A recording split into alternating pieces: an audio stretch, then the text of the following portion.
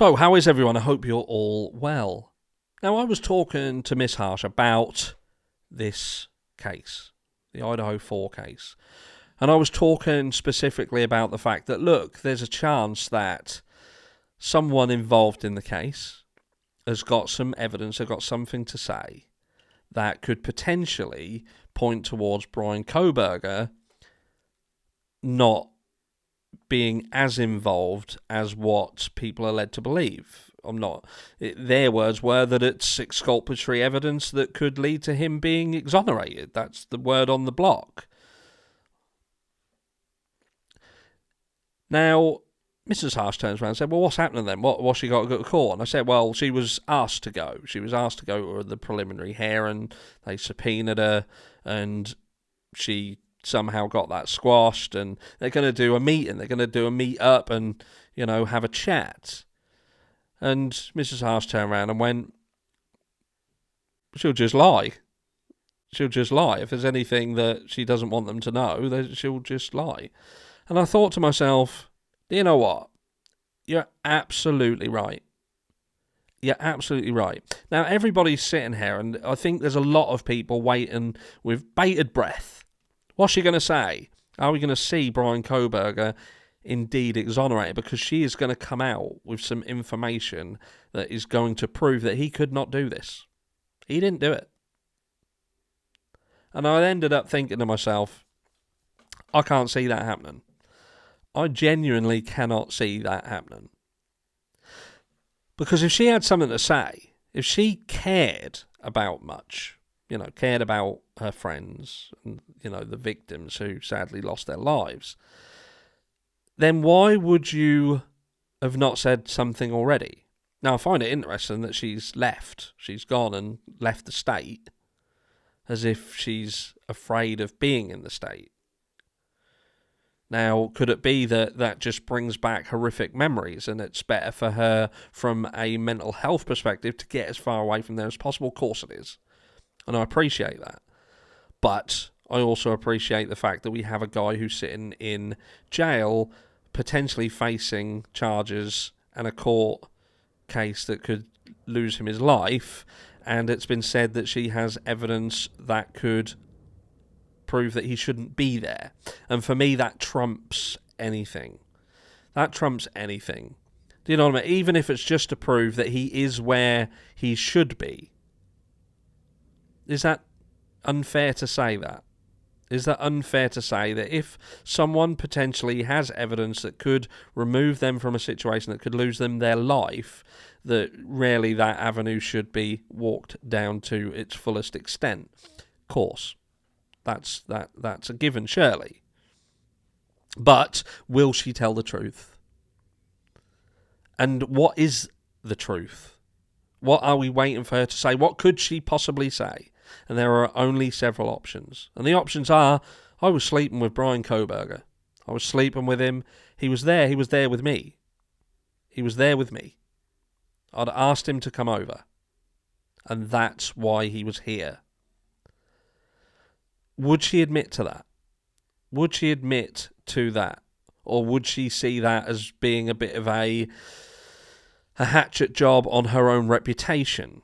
Especially if there's other things in the background, on the peripheral, that she certainly wouldn't want people to know about that situation. Would she be willing to toss that onto the fire? Could it be that she wasn't having a relationship with Bryan Kohberger, but there was a business relationship between the house and Bryan Kohberger? Again, would she admit to that? Would she admit that there was some form of business relationship between that house and Bryan Kohberger? Because remember, I said this the other day. Now, for Bryan Kohberger, being a drug dealer is far less than being a murderer, a mass murderer facing a death penalty.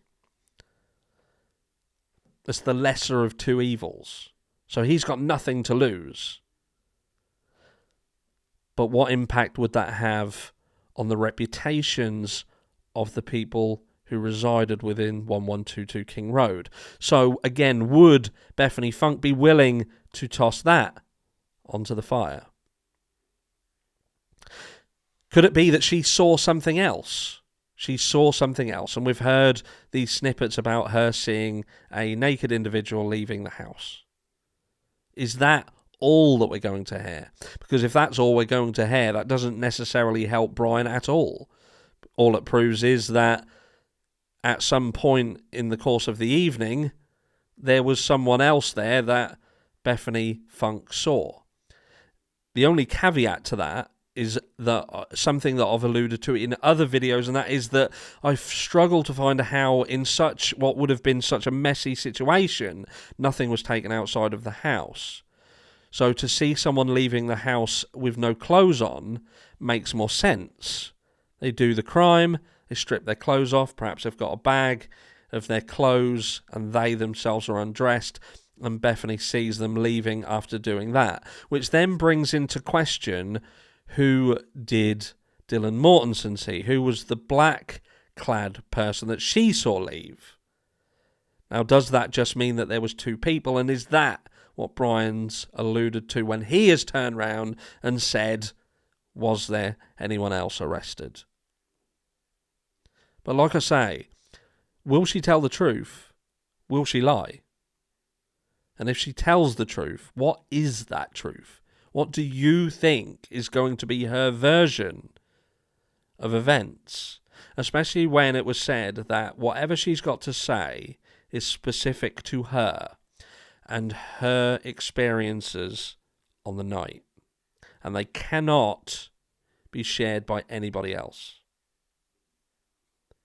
What could be specific to her that connects her with Bryan that in the eyes of the defence could lead to exoneration? Let me know down below what you think. And I'll catch you all in the next one. What's up, Harsh fam? We just launched our new nonprofit organization, United Search Corps. We're going to be advocating for the missing and families of the missing as well. And we need your help to spread awareness for our mission and also our fundraiser. There's a lot of equipment and necessary things that we need for this to be possible. So please take a second and share our fundraiser. For more information, please check out our website, unitedsearchcorps.org. Go over to my YouTube channel and check out our announcement video as well. The links will be in the description below. Thank each and every one of you for your time and consideration. Thank you.